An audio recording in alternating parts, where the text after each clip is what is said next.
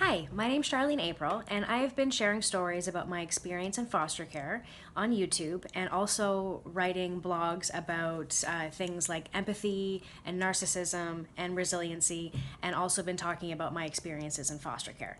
Today I have my court documents. I went down to the storage locker and I dug out the actual court report from 1995, I believe it was. And it basically gives it in a nutshell about what happened the very first time that I was brought into care that I remember. So here goes. Children's Aid involvement with Donna, Donna's my mother, began in 1970 when Donna was 15 years old. That's when she was pregnant with my oldest sister. Not the youngest sister, the one that I've been looking for, the oldest sister. I'll tell you about her at some point. She had given birth to a girl who was subsequently made a Crown Ward and adopted through the Metro Toronto CAS. The involvement with Children's Aid commenced again from 81, when I was born, to 85, when Donna gave birth to first me in 1981 and then Vanessa in 1985. Vanessa's the one that I made the video for that I still haven't found yet. Concerns reported over those years related to Donna's mental health, Donna's drug and alcohol use, domestic violence, and lack of supervision. Donna was made an involuntary patient for 5 days at the Northwestern General Hospital on February 28, 1983. During the 5-year period of Children's Aid involvement, Charlene was apprehended on 3 separate occasions. June 10th until July 31st, 1981. So that must have been when I was... because I was born April 2nd, and April to May, May to June. I was released from the hospital 2 months later because I was born prematurely at 2 pounds and 4 ounces. And I was only in care for about a month and a half. And then my mom moved in with my grandparents, and I have my grandfather's journal from that time, which I will get to at some point. And then again, I guess it was 2 years later in 83, and then again in 84, along with my sister Vanessa. Supervision orders followed each of these care periods, so she had to have supervision afterwards to make sure that she was doing everything she needed to be doing. So let's see. I'm just going to skip a little bit here because it talks about my sister. Actually, no. You know what? Donna moved to Peterborough in 85. I was 4.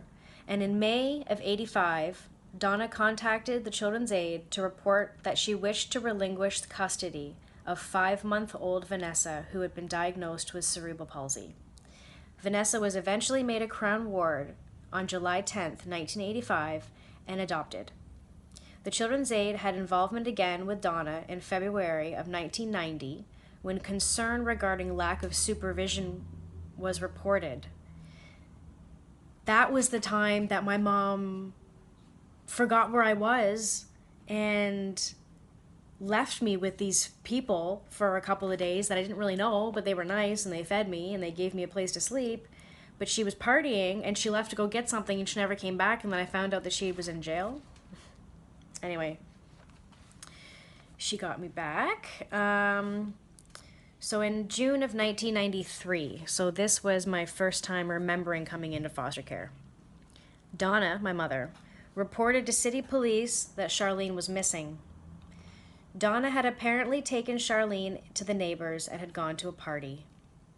Upon her return, the note indicates that Donna could not remember where she left Charlene. Donna spent the night in jail due to an outstanding warden and stolen goods charged. Okay, so that wasn't when I came in foster care. That was when she forgot where I was. Yeah. She'd gone to a party. She didn't remember where she left me. Anyway. That was only a month? I thought that was the year before. When she left me at that party, that was only a month before I actually came in to care. Okay, sometimes we remember things a little differently.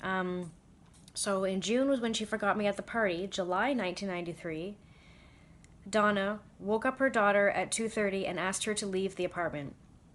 Charlene left in her nightgown and bare feet and went to stay at a neighbor's house for the rest of the night. Charlene contacted her maternal grandparents in Scarborough, who came to pick her up later that morning. I talk more about that story in my blog post on Facebook on Charlene's Corner. More details about that night. On July 30th, which was 3 days later, my mom was picked up by the police because she had been masquerading as a protection worker.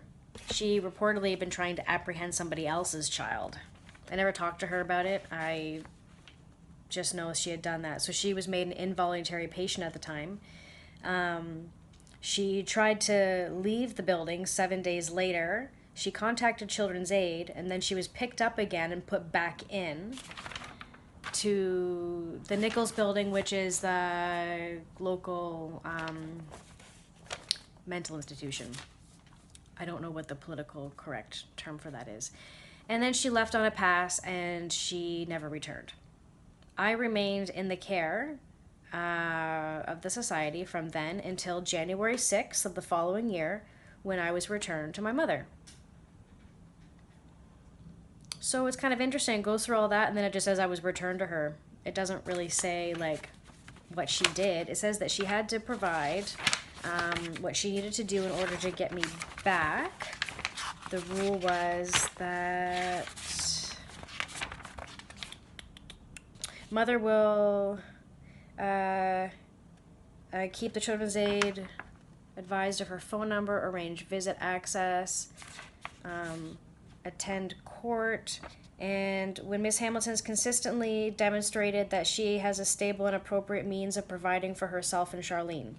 So when I was released from foster care on January 6th, we moved into a one-bedroom apartment where the only way to get to the washroom was through my room. That was awesome. And when Charlene reports feeling safe and comfortable residing back with her mother, I did not feel safe and comfortable residing back with my mother, but I also really, really disliked the foster home that I was in, and I explain more about that in my blog post. So I hope you liked the video, and yeah, that's kind of interesting. So I've got lots more court documents here and other things I can go through. I'm not sure quite where I'll go next week, but if you have any questions or if there's anything you're curious about, please ask. Thanks for watching.